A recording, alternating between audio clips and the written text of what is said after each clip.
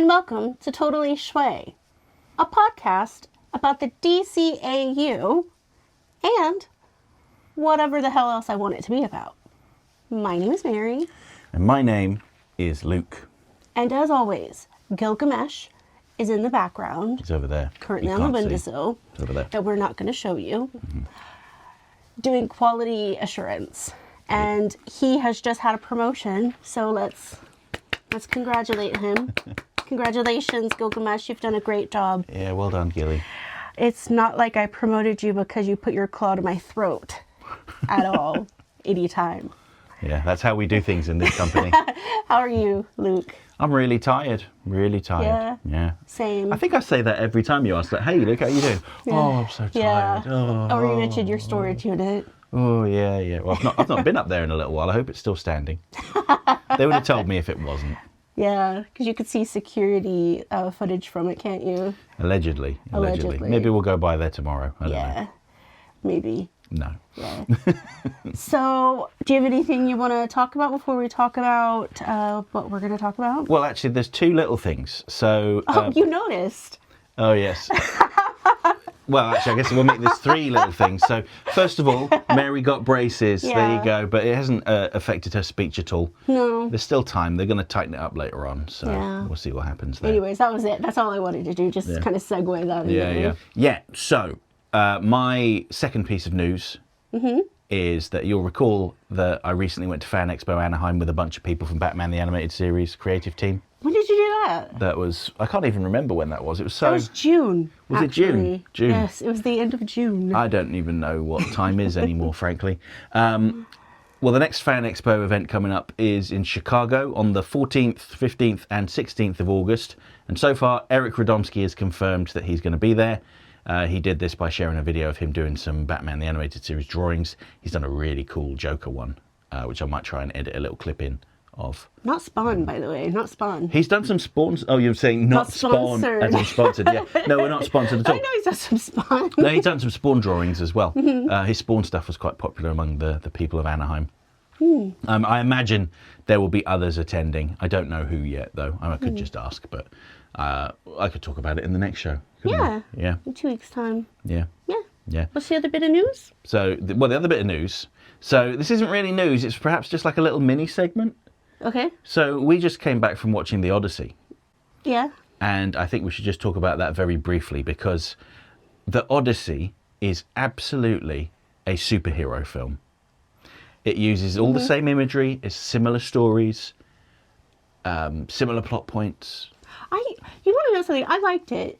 I don't know if you remember me saying this last week, that I didn't think it would be as big of an epic as they thought it was.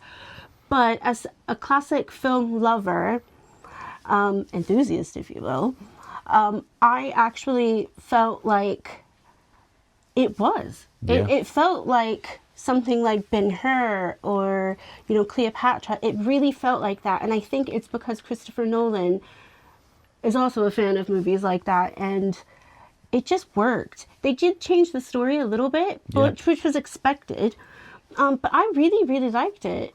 I was, taken aback by a lot of the acting, and when I say a lot of the acting, I'm not just talking about like a few scenes. I'm talking about nearly every scene. I was like, whoa, because it's a quite a big cast, but no matter how big or how little the part someone had, I felt like they all kind of like married this project together, and it was brilliant to me. And I don't normally say that about movies of this day and age that I feel.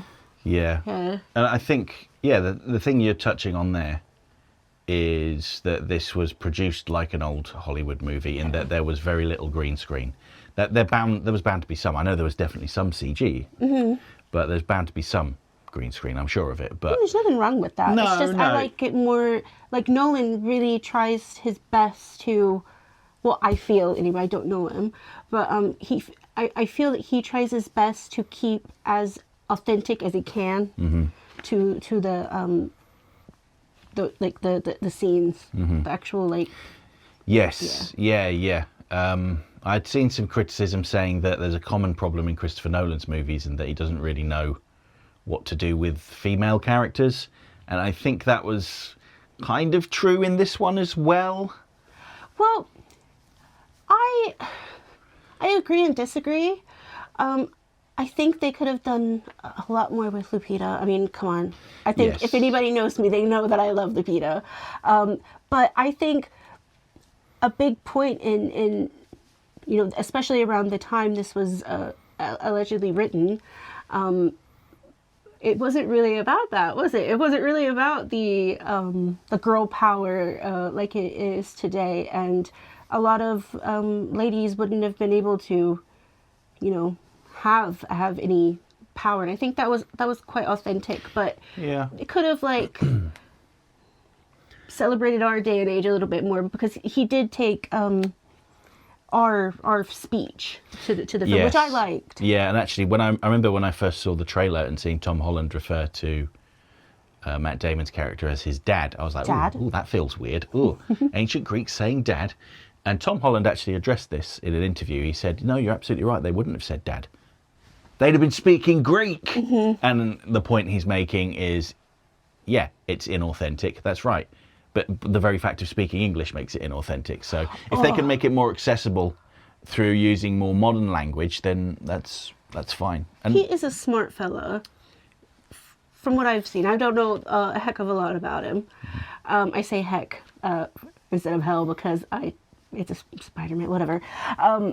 But he's good in it. But you want to know who's great? If she had such an important role, but such a, I don't even know if she said anything.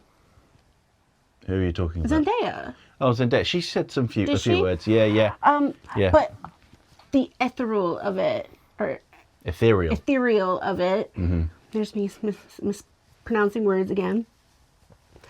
It just felt angelic, and that is exactly how it was supposed to, and she just embodied that. And forgive me, but I really, really hope that this movie gets the awards that it deserves. Yeah, I'm sure it will. Apparently, the audience reception's been very good as well. Despite what, not to get into my usual spiel about dimwits on the internet, but you know, despite what they said about, oh, it's woke because there's a black woman in the movie, or because Elliot Page is playing Achilles, and by the way, he's not. No. He's not. Achilles isn't even in the movie, and they He point. did a wonderful job, by the way. Yeah. I just Wonderful. laugh at these people that point to like the Troy movie from like 20 years ago as like a historical source of truth, when this is a myth. Helen of Troy hatched out of a swan egg. Her father was Zeus, who impregnated a woman while disguised as a swan. So, you know, if you can get behind that, but you can't imagine any black people existing, despite the fact I have seen pottery from that era depicting people with African features on it for myself when I was in Greece, and I've actually been to the site of, or the alleged site of ancient Troy in modern day Turkey. Well, let's put it this way, the problem is you, not the filmmakers. Yeah. Anyway, I'm getting off my soapbox now. Let's get on with the topic at hand. Okay, first let me say this. 10 out of 10 movie, I liked it. That's 2 movies now that I've seen this year that I've really, really liked. Supergirl and the Odyssey. Yeah, I don't really have a ton of criticism for it, if any, because I think it was really well balanced and beautiful. Yeah. I loved. Okay, I said we were going to move on, but let me say something about the 2 creatures. I don't like saying that, but in terms of the Odyssey, the way that they did the Cyclops, loved. I love the fact that they didn't kind of go overboard. It was still humanoid-esque, but obviously. Yeah, and then the giant knights. Yeah, and there were other creatures in it as well. Let's not spoil it. But I loved the way that it was semi-realistic, but still had the beautifulness, for lack of a better word, of the original oral history of the Odyssey. Yeah. Because we have to remember, that's what it was. Yes, It was an oral story that has been handed down hundreds of times. Before it was even written down. Yeah. Yeah.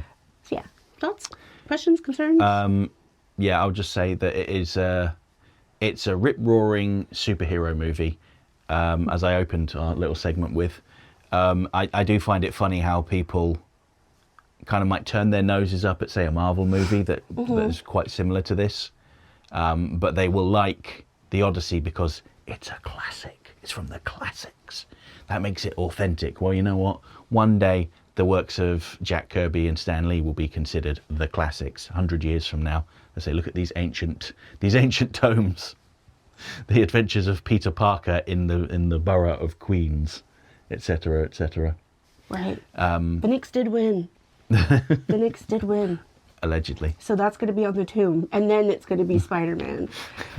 2026. What a year. Yeah, amazing year. But anyway, yeah, good movie. Yeah. Go see it if you like to watch good movies. What a ringing endorsement. Did we only see one trailer, or I don't even remember. We saw 2 trailers. I know one that I want to go see. Robin Hood. The Death of Robin Hood with Hugh Jackman. That looked good. And what was the other one? What was the other one? Was it Spider-Man? Sometimes I don't even know because I've been seeing Spider-Man everywhere, and it's one of those things that you kind of just tune out a little bit until the movie comes on. And I'm sure I'll like the movie, but I've just kind of tuned it all out because there's so much, as expected, there's so much advertising around it and marketing around it. So I don't want to get, I kind of tune it out until I see it because I don't want to get fed up of it. Because I hope it's going to be a really good one, because this is, where he's going on his own, and, it's beyond the Avengers, which is nice. So yeah, I'm quite... So there we go. We just spent 10 minutes talking about movies that aren't DCAU related. Yeah. Maybe this could become a regular segment, like a movie topic discussed in 10 minutes, and then we're going to move on to the main topic. Okay, let's move on to that main topic. And what is that? It is the director, well, I guess DVD/home video movie, Mystery of the Batwoman. Yeah. Yeah. One of the last DCAU Batman projects. I'm going to start out and tell you this. Yeah, go on. Put us out of our misery. I didn't love it. No, she didn't like it. I did not love it. Okay, I'm going to give you some of my notes. Can I just recount the experience of watching it with you just briefly in a couple of sentences? I wish you wouldn't, but... I'm going to. That's fine. So I'm sat with Mary. Anytime a female character appeared on screen, she went, that's the Batwoman. She's the Batwoman. No, I did it 3 times. She's the Batwoman. I literally did it 3 times. And then you went, all 3 of them are the Batwoman. Yeah. And then you paused the movie for some reason. We were watching it on Prime and it said that Kira Sedgwick voiced the Batwoman. And you went, oh, that spoiled it for me. But I was right. Yeah, well, yes, you were right. Yeah, but I guess accusing every woman you see of being Batwoman. It wasn't every woman. I wasn't saying, oh my God, it's Barbara. Every new woman you see. I guess the ring light was just like, no, we're not going to turn on today. But yeah, I was right. Yes, you were right. You were right. Yeah. So you want to explain a little bit of the movie? Okay, so it's a movie set in the later parts of the new Batman Adventures era, with those character models, those designs. One day, while investigating a weapon smuggling operation in Gotham, a mysterious new vigilante, the Batwoman, turns up, and she's got a full body silver outfit that looks a little bit like the Batman Beyond costume. Spoiler alert. What's the spoiler alert? That we just told him it was 3 different people. Oh, come on, it's been like... 30? No, it's been like 25 years. Yeah, 25 years. They should know. Yeah. But yeah, this Batwoman turns up and Batman is concerned that she's going to be associated with him, what with the whole Bat motif, and she's kind of brutal. She doesn't kill anyone, but she blows up a factory. She nearly kills some people on a truck that's smuggling weapons. And the people behind it are the Penguin, Rupert Thorne, and a new character of Carlton Duquesne, who is a gangster. And actually, this is the first appearance of Rupert Thorne in a long time. He'd last been seen in the Adventures of Batman and Robin episode Bane, I think. Bane. And so it'd been, God, how long had it been? It'd been like 7 or 8 years since he'd last been seen, because he wasn't in the new Batman Adventures at all. No. So that was a treat, getting Rupert Thorne back, although he's picked up some weird card shuffling habit. Yeah, he's probably in jail or something. Maybe. It's also worth mentioning that Paul Williams does not voice the Penguin in this one. No, I was going to mention that. Yeah, it's Ogden Stiers. He's a perfectly good Penguin. It's just not Paul Williams. Love the name Ogden. Yeah, I know you do. So do you want to share some of your notes? I've just seen some of them. Jeez Louise, a woman. Yeah. Bullock says something funny, doesn't he, when the press are interviewing him? He's like, Batwoman, what next? Bat broad. Bat hound. Yeah, a brat broad. Yeah. I said, geez Louise, a woman.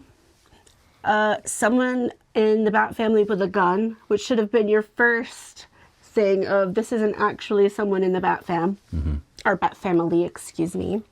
Yeah, Bat fam is a different franchise. Costume is a mix of Ace from the Royal Flush Gang and Batman Beyond's costume.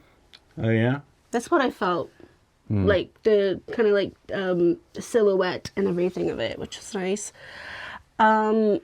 Which I think they could have done something a little bit different, but we'll get to that. A bit of cool jazz, and I had to edit this comment. I said a bit of cool jazz in the beginning. This is my main gripe with this movie. Yeah. And I'm gonna get on my soapbox, and y'all know me, I'm a man hater. I'm not really a man hater, but it seems like that sometimes.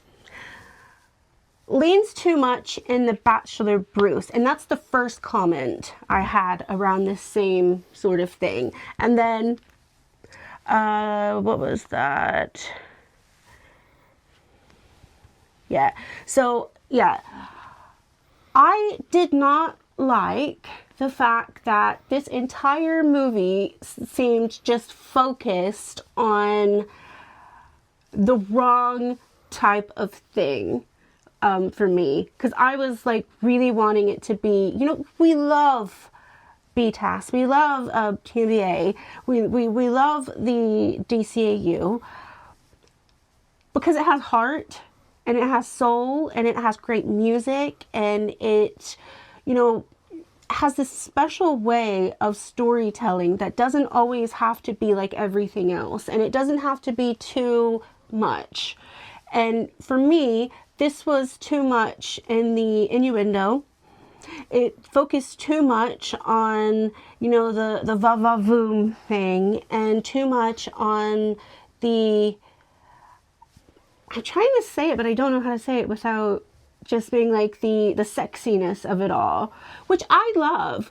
I love that in some stories, but when it comes to BTAS and TNBA and the other DCA like movies and TV that I've watched, I just felt like this just felt like odd, like really odd. Like they were, I think one of the comments I have, it's also about the music, said, hate the music. I feel like this movie lost some of the soul of BTAS and TNBA. I felt that it was forced and not truly genuine to me. And I'm talking about like the music, the jokes, all of that. Mm-hmm.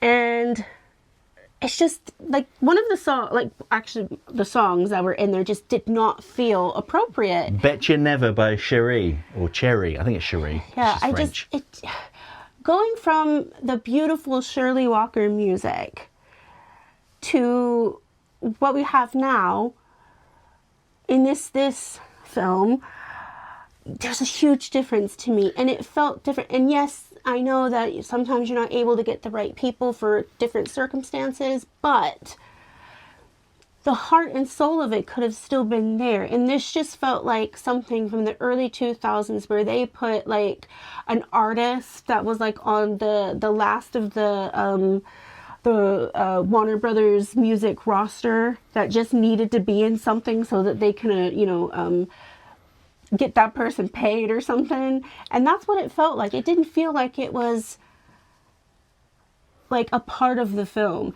And you can say something, I keep interrupting you, but you can say something about Phantasm doing something like that. But in a weird way, having that song, it is Phantasm, isn't it? Yeah, as I never having even told you. that song at the end of that movie worked because of the actual, you know, the actual lyrics and the feeling you got. But with these, I think it was 2 songs, I just just hated one. it. It was just Bet You Never. But did they play it twice? Yeah, they did. They played it in the middle, in the Iceberg Lounge, and then they played it in the end credits. It didn't feel right to me. So, just to clarify, you are referring to the licensed song that is in the movie, or are you talking about the score as well? The score as well. It So just didn't feel... the score was by the same people that did Batman the Animated Series. I think it was Michael McQuistion. I think it was him. Could have been Lolita Ritmanis. It might have been the 2 of them. Could have been all 3 of them, the dynamic music partners with Christopher Carter as well. I'd have to double check that. But this was in the early 2000s era where budgets were slashed massively. Exactly. And they were kind of forced to play around with basically what sounds like MIDI music. It's synthesizer music. And I don't blame the people that actually scored it. No. I blame the studios because you know for a fact, because of that slash budget, and because, like I said, that person doing that song, although it probably is a good song, but it's not appropriate to me, it's not appropriate for this particular style of film that has already established its kind of like heart and soul It's type established of music. its kind of language. But a big thing about it, for me, isn't just the music. It was... the dynamic about having to rely on, you know, like the sexy female type thing. I'm not a sexy female myself, but let me tell you something. I've seen many TV shows and movies that play it off very well. Like in Batman the Animated Series and TNBA and Justice League. They do it in a very kind of like tongue-in-cheek way, and the way that they did it in this was just too obvious and too obnoxious for me, and it was just pushed in front of you, rather it being like actually sexy and just like very genuine and authentic, and you know, it just felt so forced. Do you know what I mean? I do know what you mean. I think there is an element of it is down to the fact of changing technology. Because Batman the Animated Series and the new Batman Adventures was hand-painted and hand-drawn, whereas this was done entirely with computers. Now, they would have drawn stuff on paper first and scanned it in and then animated it, and that also ties into the music. Rather than using instruments, they use can't even say that word, synthesizers. I'm more talking about the dialogue that you get with this, and not necessarily in terms of the actual like drawings or artwork of it. But it's just, like, the dialogue was just a bit too forced for me, and it didn't feel the way that the other shows and movies had felt. Well, you know what's interesting is that this was written by Michael Reeves, who wrote some of the really excellent episodes of Batman the Animated Series. He did I Am the Night, his Silicon Soul, Feet of Clay Part 2, although that was edited a lot, but anyway. I'm not saying anything bad about them, because I genuinely love... Actually, probably say about 99% of the DCAU that I've seen and I've watched, and I've watched over and over and over again. But sometimes you just have one, and you know it's because they knew that it was kind of coming to a close, this kind of era.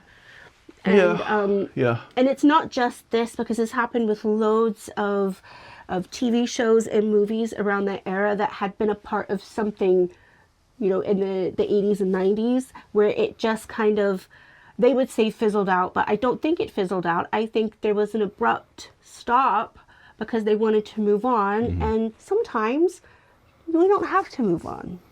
Yeah, and I personally, I think I alluded to this earlier, but I kind of attribute a lot of the kind of the offness about it, how it doesn't quite feel right. I attribute it to the newer technology. Yeah. And the thing that, aside from the music, the thing that really stood out to me is the backgrounds, where they added like artificial texture.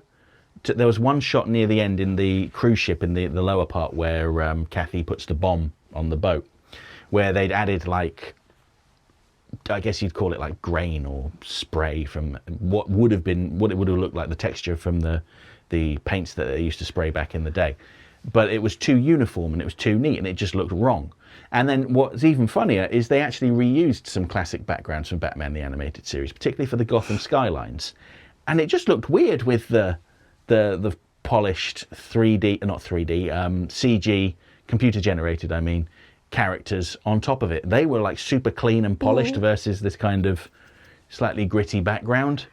Yeah. Now, I will clarify, though, by saying I don't think it's bad. I just don't think it's spectacular. I think a lot of the reason that I kind of attribute me not liking it is pretty much the same that you've just explained, is that I feel like the artist of, these shows, not just the voice actors and the people that did the music, or all of that. I'm talking about the directors, the artists themselves that did the actual artwork and they worked together and all of that. Part of that heart and soul, with that not happening and it kind of moving into the digital age, you lost a character. I think you lost a character, and that character is Gotham.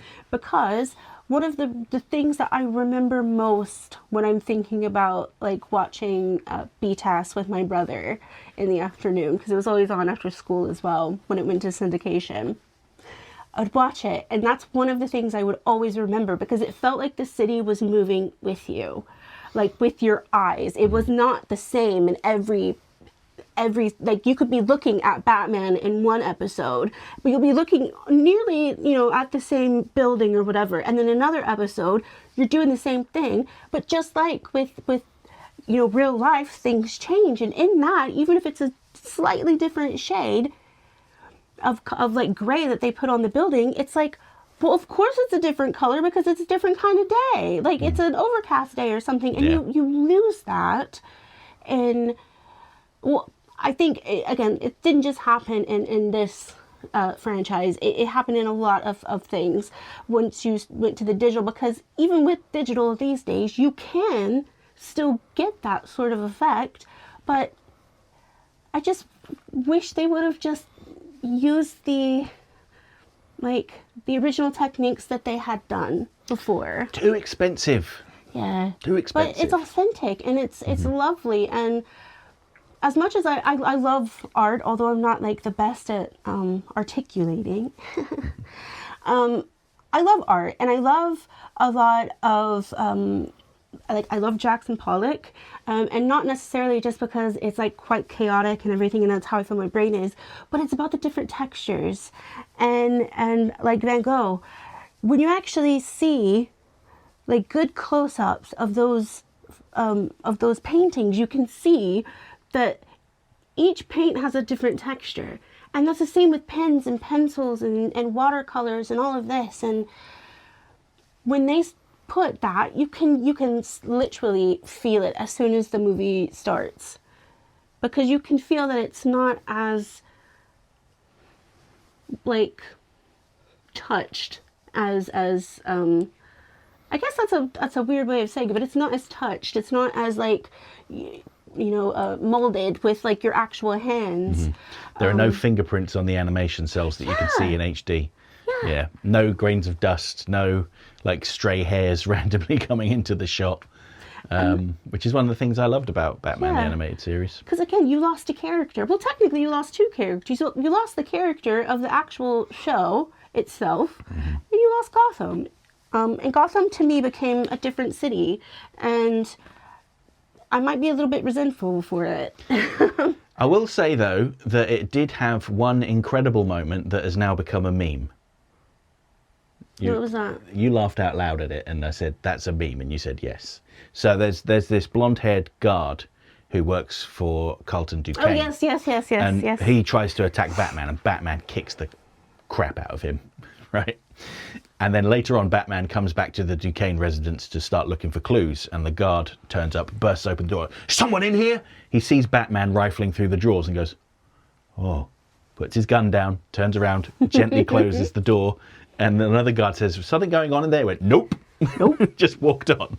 Not today, Satan. Not today. That was a wonderful moment. Really, really the great. Chef's kiss, as Yes. the kids say. They don't. They don't. Oh no.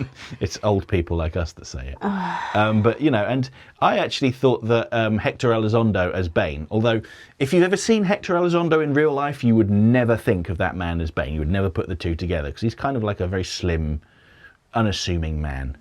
But he was quite good as Bane. If anybody ever said anything bad about him, no matter what he was doing in film or television, I'd have words for you. I think I probably would have preferred Henry Silva, the original voice of Bane, but Hector Elizondo was good. Yeah, I really like. I really like Hector, so Yeah. I didn't mind that. I mean, it wasn't. Again, there's so many different factors and things that go into these, you know, TV shows and stuff. And sometimes you might not be able to get the actor. Sometimes they've passed on. Yeah. They don't want to do it. They're just unavailable, doing something else. So someone else has to do it. And Hector stepped into that role and was like, hello. Yeah, and I'm here. one thing I thought was good as well, another thing I should say I thought was good, is how they wrote in more of Bane's Hispanic culture into his dialogue. You know, like he would speak to his henchmen in Spanish, you know, he'd say, "Vámonos," etc., etc. Amigo. Yeah. And not in like a Chris Claremont X-Men kind of way where he just randomly chucks in like expressions from the character's language, like I don't know, the Colossus in his X-Men comics would always say something like "bourgeois" or something like that. I really liked how. I don't speak Russian. Well, I really wish they would have done that in the original series too. But I can see that there's so many different like cars on the lane, you know. But I'm glad they did that because it's, you know, it's nice to show the character's culture, and it's actually nice because like when you see your family, you or your friends, you speak, you know, the language you guys like met in or whatever. I don't often speak French to people. Yeah. And like if I go back home and whatever, there are words that I say that I would never say over here. And we all have that way with us, so why not have him speak Spanish to and to clarify, Mary wasn't saying rude words. She was just saying it's a way of speech. Like you probably wouldn't say, I don't know, this is a bad example, but you wouldn't say y'all very much over here, would you? Well, I still do, but that's because I don't piss people off. I do say bad words back in Oklahoma, probably worse words than I do here. But yeah, basically that's what I mean. Because like I had a lot of like Spanish speaking people go to my school because I'm from Oklahoma. And I would always hear them speak Spanish to their loved ones and to their friends that also spoke fluent Spanish. And it was actually quite interesting. Yeah. So yeah, I like that little aspect of it. I just don't really have a lot more to say about it, if I'm being honest, because I love BTAS, I love TNBA, I love Teen Titans, I love JLAS. No, Teen Titans. Why did I say Teen Titans? You love Teen Titans Go. Yeah. This is a Teen Titans Go house. Yeah.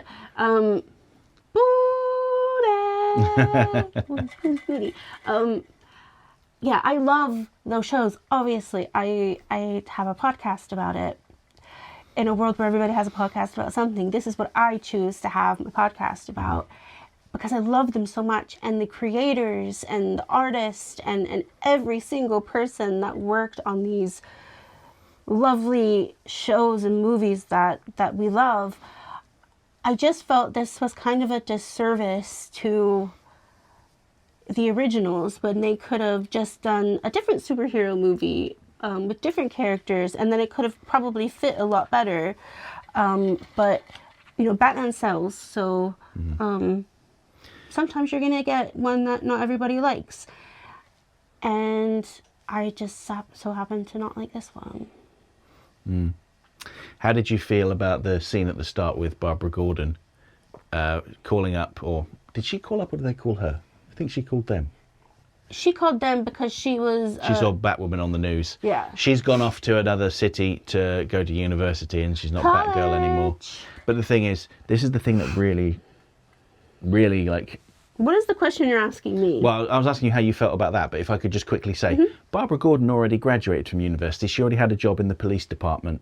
She already had a career. She might have been why she... Yeah, okay, she might have gone and got a master's or something, Yeah. but generally speaking, people that do PhDs, when they've got a job full-time, don't go and stay in university halls. That could have been her apartment. I suppose it could have been. But they said she's gone off to university. I would just say, why would she move if she's at Gotham University? But anyway, let's... See, out of all of the, like, innuendo and sexy bits that I was talking about, that was the one that I was like, okay, that one fits.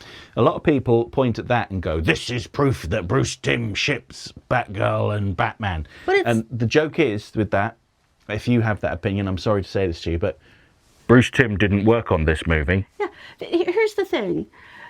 In... You know, the originals. Yeah.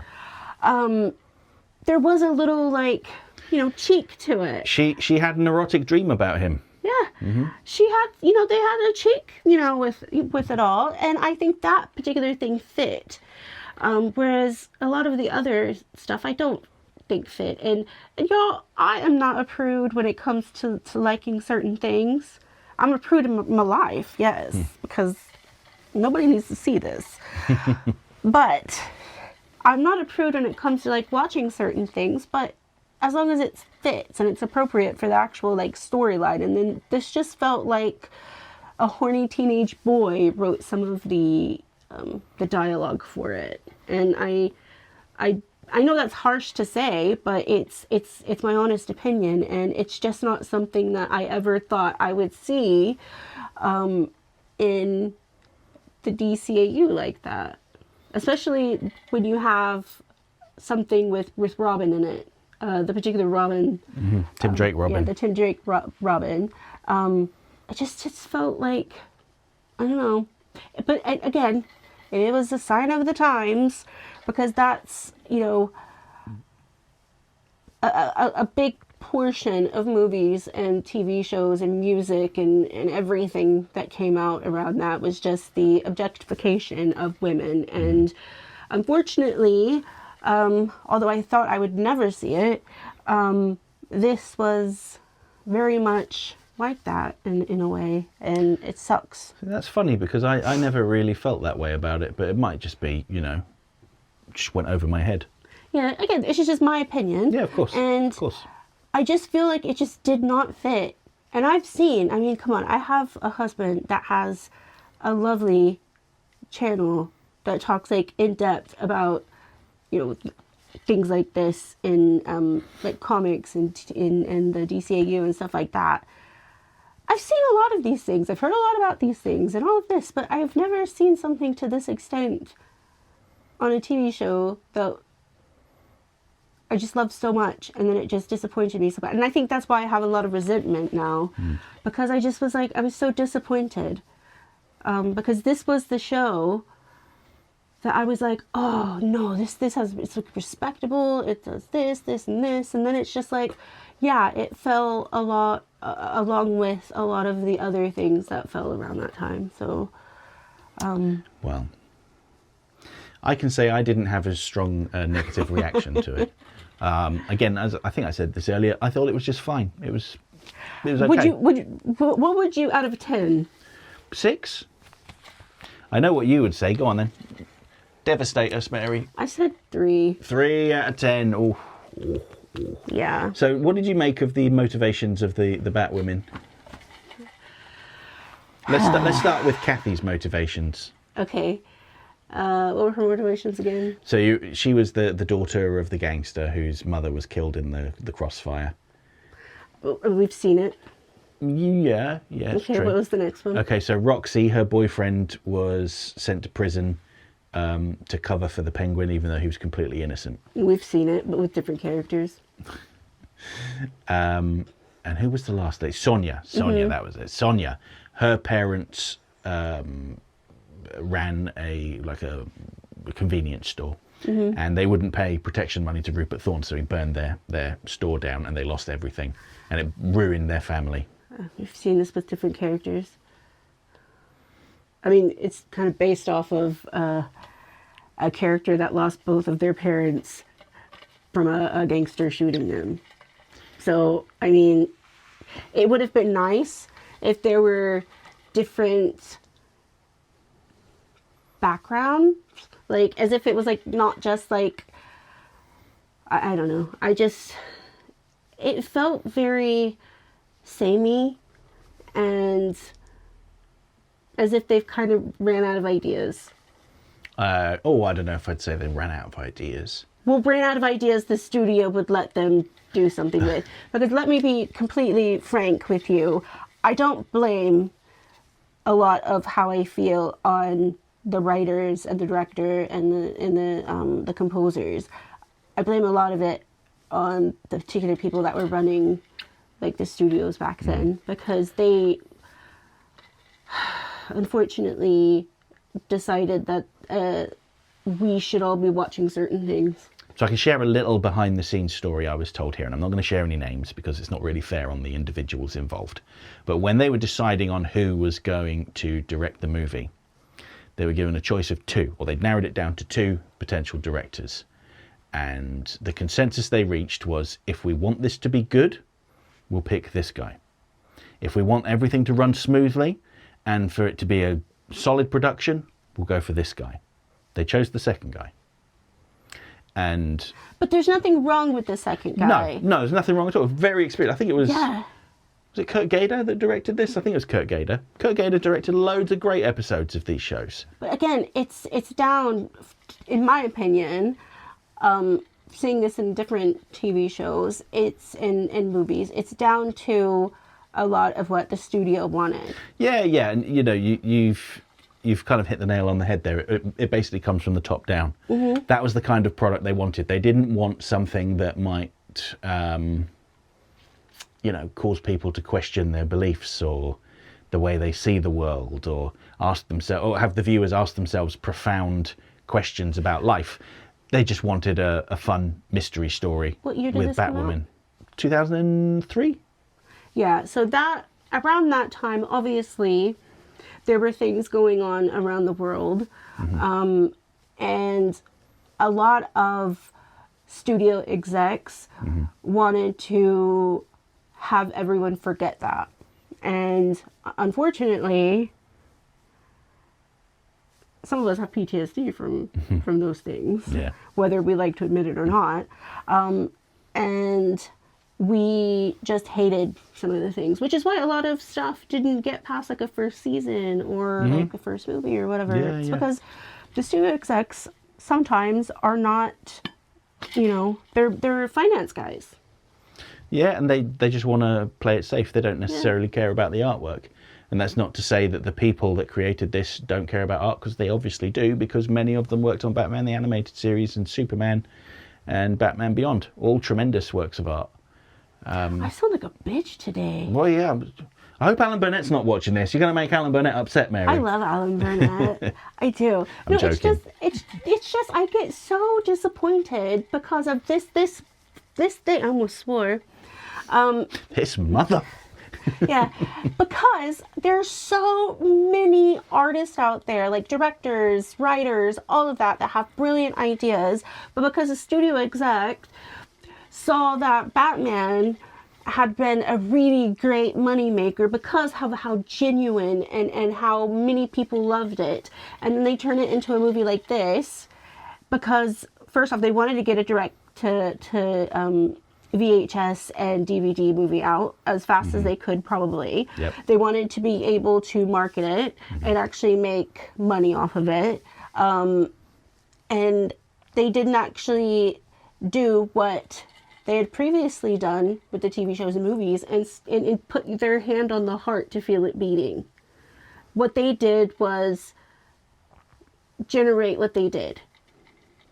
And a lot of those artists probably started out thinking that they were going to make another like part of BTAS and TNBA and all of that, but it ended up being to me, a bit of a mess, which is disappointing. And I think the reason I'm being such a bitch about it is because I thought I was going to love it, because I love most of the DCAU stuff that I watch, especially when it deals with Batman or Superman, because I genuinely love those characters. Those are why I love those characters.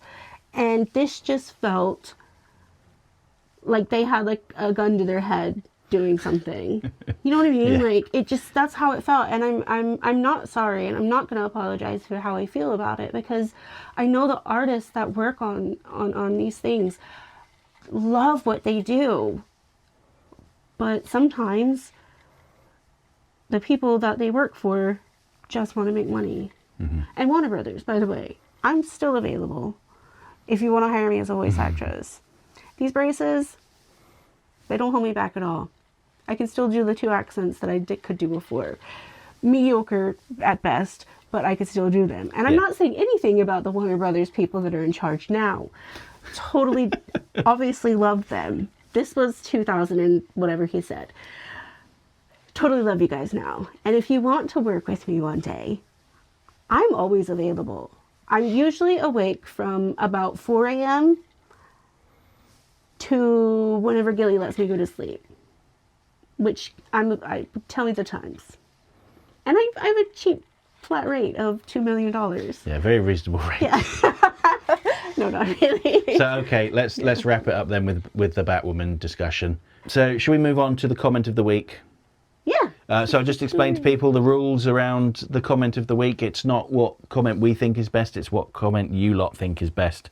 So we go on the last episode. Let's look at all of the comments.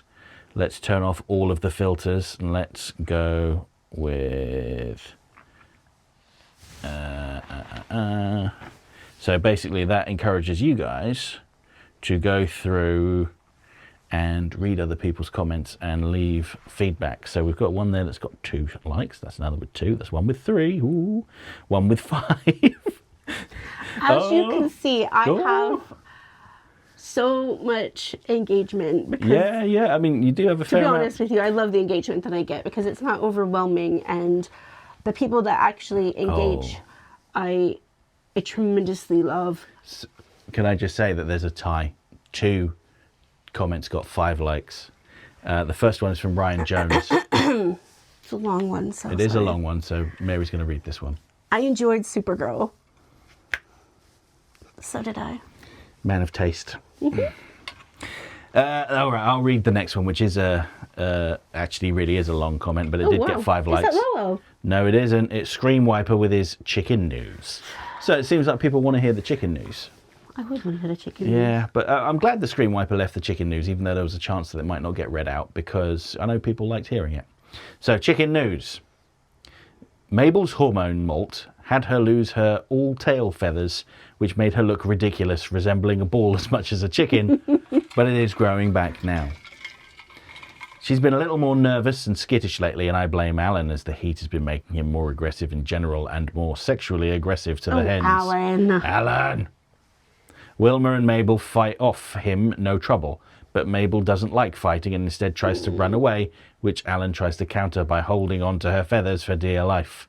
Sometimes he lets go, other times the feathers end up being plucked out. This is likely due to the molt, but if a chicken regularly gets their feathers plucked, it is bad for both their physical health and emotional well-being. So Alan gets in big trouble. As he should. If he makes that happen. During the most recent heat wave, he got sent to the brig 3 days in a row, 4 days out of 5.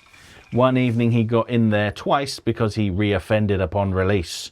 The new brig is very mobile, so if Alan does too much loud whinging when he gets put in there, I can pick up the brig and put it in the garage so nobody but the spiders have to listen to it. Speaking of, Alan now sleeps in his holding pen in the garage rather than in the coop with the hens because Belly Man Boobs down the road was whinging about him doing the odd crow between coming out of the coop and being put in the garage in the morning. Maybe this is better. I at least now no longer have to referee bedtime anymore, and the hens seem glad to have the coop to themselves again. Alan is integrated into the pack, so doesn't need the extra bonding time anymore. I ordered a fancy new red box for him to sleep in, and another one in blue to use as a hospital bed in the house, so I will no longer need to use the green box from the aviary for that. Alan does sometimes try to dominance challenge me, but I treat it as a play fight now, as he backs down as soon as I do literally any kind of response. Just looking at or speaking to him is enough. Betty managed to retain one big tail feather from her molt, so doesn't look as daft as Mabel. She's doing well. Wilma is also well, getting a bit more energetic these days, considering the heat anyway, so looks on course for her hormones to wear off towards the end of summer. I hope she'll be fit for work, at least for a bit. She was proud of herself for laying eggs. The spurs on her legs have grown a lot over the summer. Got to be a response to Alan's presence, yeah. She's got swords growing out of her legs, while Alan's just got a pair of daggers. The hens are spending more of their time sitting down in shady spots and relaxing. With the night so short, they get less sleep, so they love opportunities to nap. They especially nap under the sunbed when I sunbathe because they feel extra safe with me guarding them. Even Mabel loses all of her anxiety. Get that napper over there. Yeah, there's a cat over there sleeping. Alan, meanwhile, does surprisingly well in the heat despite his fluff. His smaller body size will radiate heat better, and also he ain't on the hormones. He follows me around like a sidekick who sometimes wants to kill me and talks to me through the window if I am in the house. Ooh-wah is his favourite thing to say. Obviously, I talk back, which he loves. He finally did his job the other day and chased a rat out of the aviary, for which he was praised and rewarded, but he has done it again. Today he just let 2 rats walk into the aviary like they lived there while he himself was in there. Also having no luck training him to use the feeder, he's even more scared of it than Mabel used to be. He has shown with other things that he is smart enough to learn. He's just being a prissy dickhead. And that was your chicken news. I love the chicken news. I've mentioned that I had a duck when I was little, and like reading your comments, I always think of like how my duck reacted because she was a lady. She did lay eggs, but because there wasn't a guy around, she would not have had that. Let me tell you that she would not have had that. She would have been like taking one look and been like, "Get out, right there. There's the goddamn door." And she would have said it in like pure speech, not quacks. So her eggs were really, they look like eggs, but when you picked them up, they didn't feel like it. And sometimes when you explain like the eggs and stuff, it's nice. But also, I think my duck had a very similar personality to me in terms of like, she just doesn't want to be messed with, and but she had a stronger way of actually saying it. So instead of having a meltdown, she would just like go peck, peck, peck, peck, peck. And if you've ever been bitten by a duck, it's not pleasant. It's not pleasant. So it kind of reminds me of that. And it really makes me happy because that is one of the best, that duck was one of the best things about my childhood, because it showed me that friendship isn't just with humans, that we can bond with our animals. I hate calling them pets. I do, because I feel like if you have like a cat, a dog, a chicken, a duck, a bunny, that's part of your family, because you're taking care of it, and in a way they're taking care of you too. So it brings me so much joy. So thank you. That's basically a long explanation for me to say thank you. Yep. Yeah. Okay. Do we have any other business? I might have different hair the next time you see me. Probably, if I can remember to go get a haircut. I don't know. Maybe. Don't know. It's too goddamn hot outside. I'm wearing a shirt that's like 4 sizes too big. So that makes sense why I'm so hot. And I've got, yeah. So what's the next podcast going to be about? I haven't decided. Shall we discuss quickly now? Mm-hmm. Give us a minute. Hang on, I'm going to go. Okay, we decided. We conferred. We're going to talk about the new Batman Adventures villain, Calendar Girl.